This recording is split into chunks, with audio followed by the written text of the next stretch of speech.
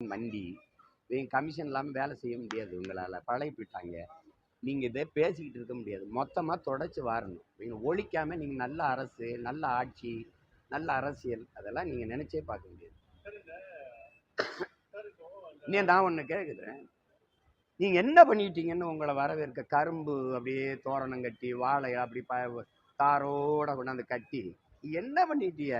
பல 1000 ஏக்கர், பல 100 ஏக்கர், பல 10 ஏக்கர், 20 ஏக்கரை வெட்டி வாழை கரும்பை கட்டி நீ போக என் சனம் சோறு வடித்த தண்ணி ஆறா ஓடிச்சுங்கிறான். சிப்பிலேருந்து தானே முத்தெடுத்த, கரும்பு கண்ணல் அந்த மொழியிலேருந்து முத்தெடுத்தாங்கிற. நான் அவ்வளோ பெரிய பாரம்பரியம் மிக்க ஒரு இனத்தை இந்த வாழைத்தாருக்கு இந்த கரும்பு தட்டைக்கு நீ அல்லால விடுறா பாரு. எங்களை மானங்கட்ட கூட்டமாக மாற்றின தவிர எனக்கு அந்த கூட்டம் நடந்துக்கிட்டு இருக்கும்போதே ஓடியாந்து இந்த வாழைத்தாரை அறுக்கிறதையும் கரும்பை பிக்கிறது பார்க்குறீங்களா இல்லையா? ஒரு தன்மானமிக்க ஒரு தமிழ் மகன் உனக்கு தூக்க வருமா அந்த காட்சியை பார்த்துட்டு? என் இனத்தை இப்படி பரதேசி கூட்டமாக நிறுத்திட்டீங்களான்னு கோவம் வருதா வரல? வருதா வரல? அப்புறம் அப்புறம் ஒழிப்பு தான் மொத்தமாக இவங்களை ஒழிக்கணும்.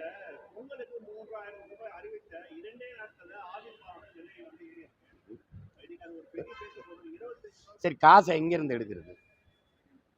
நீங்க 3000 கொடுக்குறாருன்றீங்க. நீங்க ஒன்றும் சேர சோழ பாண்டிய வம்சாவளியில் இல்லை, பரம்பரை சொத்தை வித்துட்டு எங்களுக்கு கொடுக்கறதுக்கு.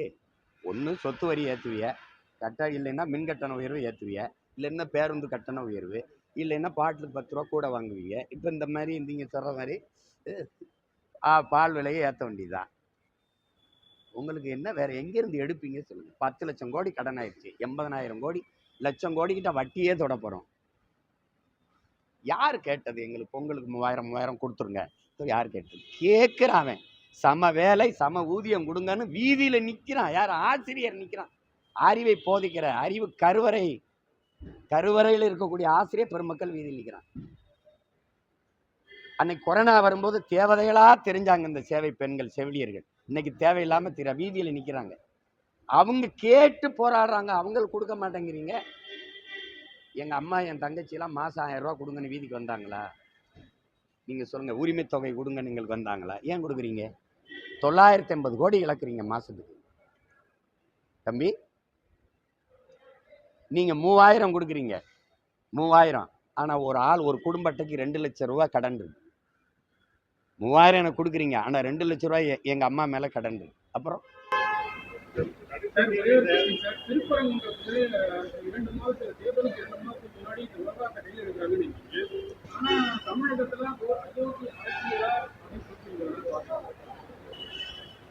அது எடுபடாத. அவங்களுக்கு என்னன்னா, உங்களுக்கு தெரியும், பிஜேபி சாமி மதம் சாதி இது 3 தான் அரசியலில் வச்சுக்கிறோம். உங்களுக்கு திரும்ப திரும்ப சொல்கிறேன், அண்ணல் அம்பேத்கர் சொல்கிறாரு, தான் வாழுகிற நாட்டை விட சார்ந்திருக்கிற மதமே பெரிதென்று இவர்கள் செயல்பட தொடங்குவார்களே ஆனால் இந்த நாடு சுக்கு சுக்காக சிதறுவதை யாராலும் தடுக்க முடியாதுங்கிறார். நான் சொல்லலை, அறிவாசான் அண்ணல் அம்பேத்கர் சொல்கிறார். உங்களுக்கு திரும்ப நான் உங்களுக்கு பதிவு பண்ண விரும்புகிறேன், மக்களை பற்றி சிந்திக்காம, மக்களின் வாழ்க்கை தரத்தை மேம்படுத்துவது, அவர்களின் நலனை பற்றி சிந்திக்காம, சாமி கடவுள் இந்த மாதிரி இந்த சாதி மதத்தை பற்றி சிந்திக்கிறவன் மக்களை பற்றி சிந்திக்க மாட்டான். மக்களை பற்றி சிந்திக்கிறவனுக்கு இதை பற்றி சிந்திக்க நேரம் இருக்காது, தேவையும் இருக்காது. இவர்களுக்கு மதம் சாதி இதை தான் சுற்றி சுற்றி வருவாங்க. சாமி அவங்க சாமியை பற்றி கவலைப்படுவாங்க, நான் வாழுகிற பூமியை பற்றி கவலைப்படுவோம். எங்களுக்கு அவங்களுக்கு இருக்கிற முரண் அதுதான். நீங்கள் மலையை வெட்டுங்க, கவலைப்பட மாட்டாங்க. இப்போ மலை மேலே விளக்கத்தை போராடுறீல, பக்கத்தில் இருக்க மலையை வெட்டிட்டு போகும்போது ஏன் வரலை? குன்று இருக்கிற இடமெல்லாம் குமரன் இருப்பான்னு இருக்குல்ல, அந்த குன்றில் இருக்கானா இல்லையா? அப்போ எப்படி இருக்கு இது? அயோத்தி ஆக்கணும்ல, அதெல்லாம் சாத்தியம் இல்லை. நீங்கள் அயோத்தியிலே தோத்துட்டீங்கல்ல. ராமர் கோயில் கட்டணுங்கிற பிரச்சனை இருக்கிற வரை அரசியல் இருந்துச்சு, கட்டி முடித்தவொன்னே அந்த தொகுதியிலே நீங்கள் தோத்துட்டீங்க. அது அகிலேஷ் என்ன பண்ணிட்டாரு? தாழ்த்தப்பட்ட ஒரு மகனை பொது தொகுதியில் நிறுத்தி உங்களை தோக்கடிச்சிட்டாப்ல. அது இங்கே எடுபடாது.